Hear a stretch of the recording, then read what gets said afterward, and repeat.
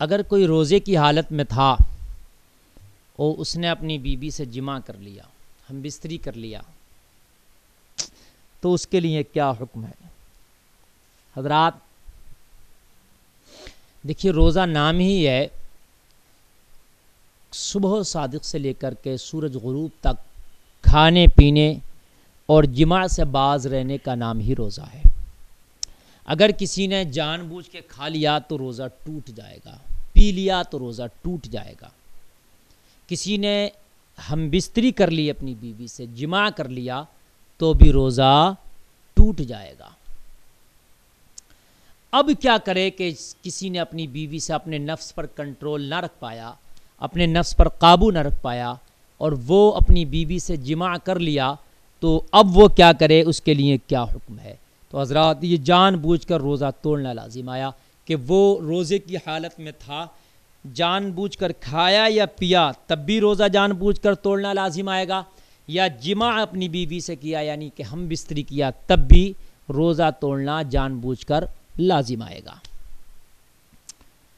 یا کسی نے روزے کی حالت میں تھا، کسی سے زنا کر لیا تو اس کے لیے ڈبل گناہ، ایک تو زنا کرنے کا گناہ الگ ہے اور جان بوجھ کر روزہ توڑنا اس کے اوپر بھی لازم آئے گا۔ اس کے لیے بھی یہی حکم ہے، جو بیوی کے ساتھ جماع کر کے جس نے روزہ توڑا، ایسے ہی زنا کرنے والے نے بھی، اس کا بھی روزہ ٹوٹ جائے گا۔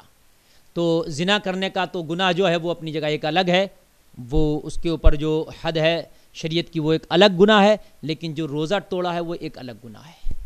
تو یہاں پر اب جو روزہ توڑ دیا، اب یہ اس کا معاملہ یہ ہے کہ اس کا کفارہ ادا کرنا ہے۔ خالی ایک روزہ رکھ لینے سے کام نہیں چلے گا، اس کے لیے شریعت میں حکم یہ ہے کہ اب کسی نے جان بوجھ کر روزہ توڑ دیا، چاہے وہ جماع کے ذریعے تھا یا کھانے پینے کے ذریعے تھا، تو وہ اب کیا کرے گا، وہ 60 روزے لگاتار رکھے گا، 60 روزے لگاتار رکھے گا، تب اس ایک روزے کا کفارہ ہے۔ کفارہ ہے، اس ایک روزے کا بدل نہیں ہے، یہ بھی آپ سن لیں۔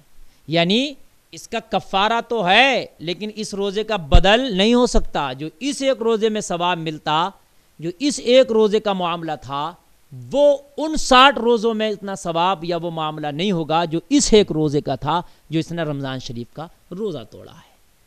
لیکن کفارہ کیا ہے؟ 60 روزہ۔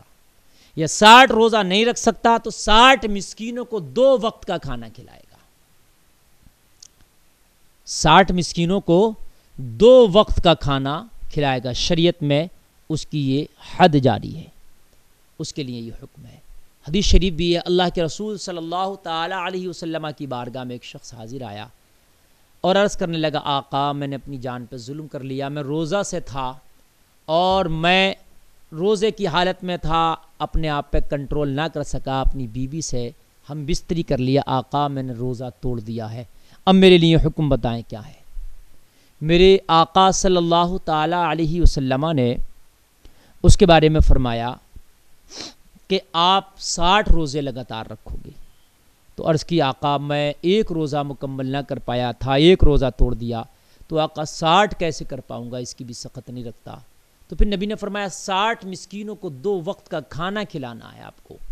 عرض کی، آقا میں بڑا غریب ہوں، میرا جائزہ لیا جائے، مدینہ شریف میں شاید مجھ سے غریب کوئی ہو، آقا میں بڑا مفلس ہوں، 60 مسکینوں کو کھانا کھلانے کی طاقت 2 وقت کی آقا میں نہیں رکھتا، بسا اوقات تو میرے گھر میں خود ہی فاقہ ہوتا ہے۔ اللہ کے رسول صلی اللہ تعالی علیہ وسلم کی بارگاہ میں دونوں چیزوں سے انکار کیا، جبکہ شریعت میں اب حکم یہی ہے کہ یا تو 60 مسکینوں کو 2 وقت کا کھانا کھلایا جائے گا یا پھر 60 روزہ لگاتار رکھا جائے گا۔ لیکن آقا نے اسپیشل ان کے لیے ایک رعایت دی تھی، وہ میرے آقا کا اختیار ہے، وہ میرے آقا کو رائٹ ہے۔ میرے آقا نے فرمایا بیٹھ جاؤ، وہ صحابی رسول بیٹھ گئے۔ اتنے میں میرے آقا صلی اللہ تعالی علیہ وسلم کی بارگاہ میں کوئی صدقے کی کھجوریں لے کے حاضر ہوا۔ عرض کی، آقا یہ صدقے کی کھجوریں ہیں، غریبوں میں تقسیم کرا دی جائیں، آقا مدینے کے مفلسوں میں یہ تقسیم کرا دی جائیں۔ میرے نبی صلی اللہ تعالی علیہ وسلم کی بارگاہ میں وہ ٹوکری بھر کے کھجوریں رکھ دی گئیں۔ میرے نبی نے اس صحابی کو پکارا اور فرمایا وہ کہاں ہیں جو اپنے روزے کی شکایت کرنے آئے تھے؟ عرض کی، آقا غلام حاضر ہے۔ میرے نبی نے فرمایا تم نے اپنا روزہ توڑ دیا، میں نے 60 روزوں کے لیے کہا، آپ نے ان کا بھی انکار کیا. میں نے 60 مسکینوں کو 2 وقت کا کھانا کھلانے کے لیے کہا, آپ نے ان کا بھی انکار کیا. اب میرے نبی نے اسپیشل رعایت دی ان کے لیے, وہ انہی کے لیے تھی, وہ آج ہمارے یا آپ کے لیے نہیں ہے.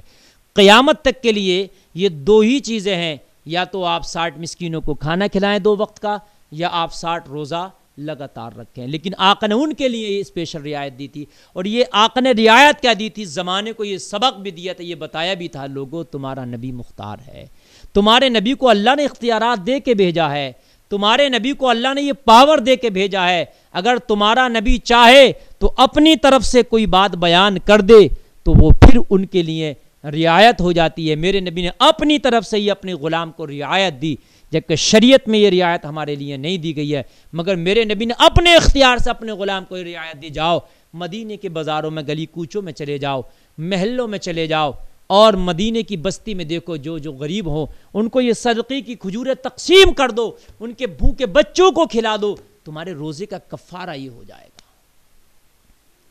سامعین, یہ انہی کے لیے تھا, آپ نہ سمجھنا کہ ہمارے لیے بھی ایسے ہو جائے گا. میرے نبی اپنا اختیار بتا رہے ہیں غلاموں کو, تمہارے نبی کا اختیار یہ ہے. لوگوں عرض کی آقا پورے مدینے بھر میں تو میں نے عرض کی میں بڑا غریب ہوں, مفلس ہوں, میرے گھر میں تو بسا اوقات فاقے بھی ہوتے ہیں.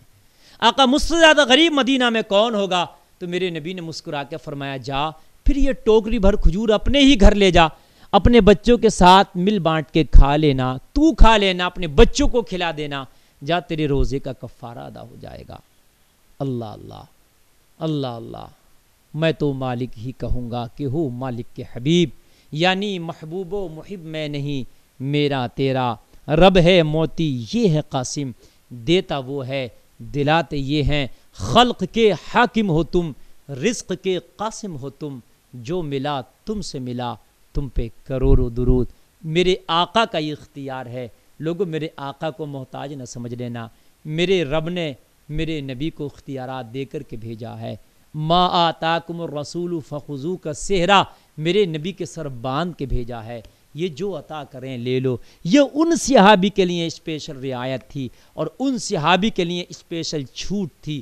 لیکن اب اگر کوئی روزہ توڑ دے, اپنی بیوی سے جماع کر لے, تو پھر یہ روزہ جان بوجھ کر توڑنا لازم آئے گا. اس میں وہ 60 روزہ رکھے گا, یہ 60 مسکینوں کو 2 وقت کا کھانا کھلائے گا.